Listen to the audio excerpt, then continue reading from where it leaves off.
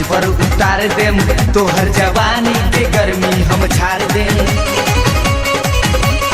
हटना तोरा से लोटना गाड़ी के खिंचाई, ढेर बाड़ी लइका दे हम सरकाई। गोटा जवानी स्टेज पर उतार देम, तोहर जवानी के गर्मी हम झाड़ देम।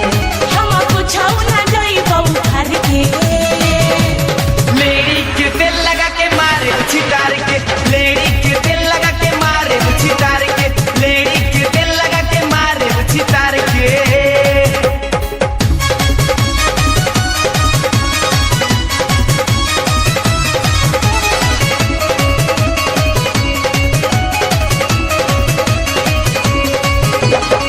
तोरा से चोली के हुको ना खोली, एकरे पे कितना हजार गइले छोली।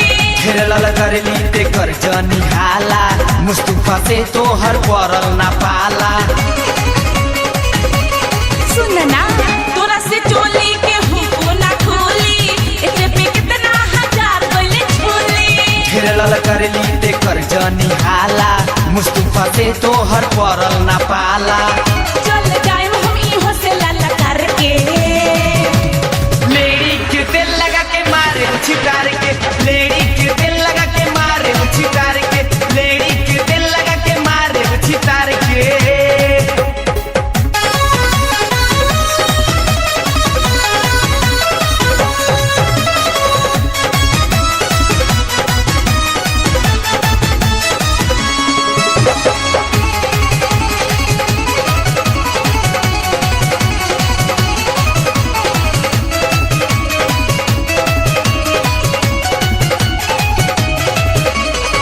कइले बाड़ी मुस्तफा के हाई, खतारे अभी अंग्रेजी दवाई। हर धनौजी सोनू हमर नाम ह, करनी उहे जवन सरे आम ह।